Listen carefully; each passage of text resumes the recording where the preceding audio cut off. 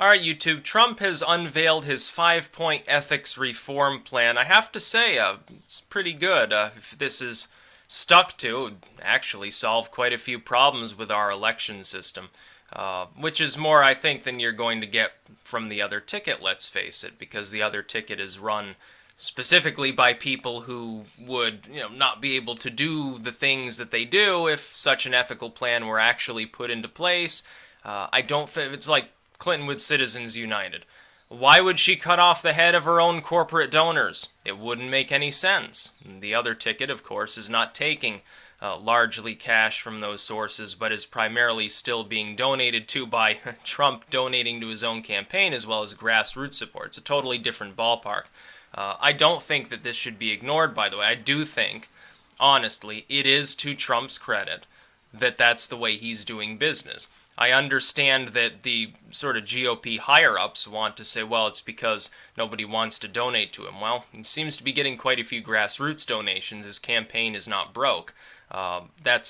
He's just not soliciting large donations, probably, because he realizes whether you think it's about perception or reality doesn't make a difference. He's still not taking that money for not without good reason, let's face it. So I'm going to go through his 5 points here. I do appreciate this. Most of Trump's views I'm ambivalent about, honestly.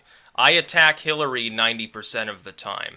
I'm not a wild applauder of Trump's policies because on many of his policies I either do not care about the issue at all, or I think he's roughly akin to a neocon or a neolib, situationally speaking, or something along those lines. However, this goes along with his corporate tax reform plan as being one of the better ideas that he's had. First, I am going to reinstitute a 5-year ban on all executive branch officials lobbying the government for 5 years after they leave government service. I'm going to ask Congress to pass this ban into law so it cannot be lifted by executive order. Good. Honestly, it puts the executive order back into its proper role. It was never meant to be a reach around by which the executive branch could exceed their authority, which is what, unfortunately, over time it's turning into. Second, I am going to ask Congress to institute its own 5-year ban on lobbying by former members of Congress and their staff. Well, I don't know if they'll actually pass such an effort, although it would expose them as charlatans if they didn't, so maybe this is just a way to lord it over Congress. A good idea. It'd bring a little bit of fairness back to Congress anyway. It might cause their approval to rise when they're not taking all that funny money from foreign lobbyists. Number 3, I'm going to expand the definition of lobbyist so we close all the loopholes that former government officials use by labeling themselves consultants and advisors when we all know they are lobbyists.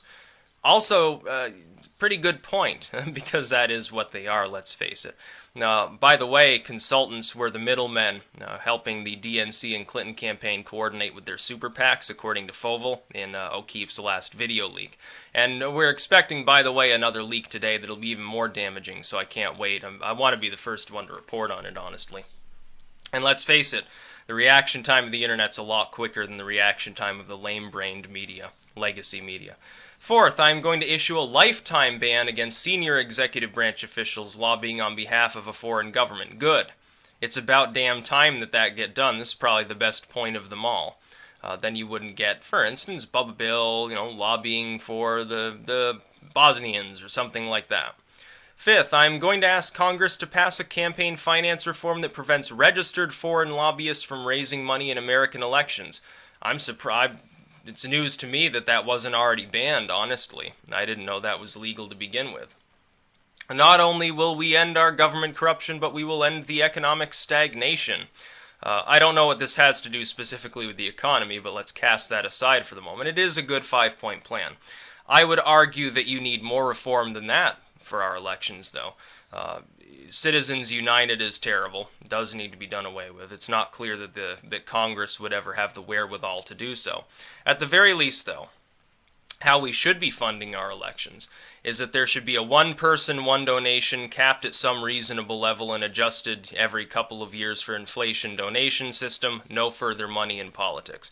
Nothing from any lobby, nothing from any bank, nothing from any corporation, nothing from consultants, nothing from foreign donors, nothing from unions, nothing from anybody. None of it. There should be a one person, one donation limit. It should be capped at some certain reasonable amount that a reasonable individual might give if they're a member of the median income bracket, say $1,000 or $2,000. Leave it at that, adjust it for inflation or deflation every couple of years. That's all you have to do. No other money should be in our politics, not even a penny of it.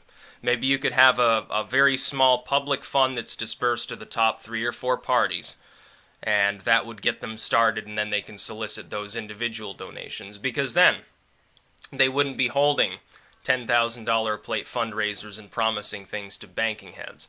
They wouldn't be holding secretive speeches with Goldman or some of these other corporate conglomerates. It wouldn't happen because there'd be nothing in it for the politicians. They wouldn't have to. It would keep them more transparent. It would keep them more fair. It would also keep them more geared towards trying to please the populace at large rather than trying to please a handful of donors that bankroll them into office, get their favors, and then the politician proceeds to wreak havoc.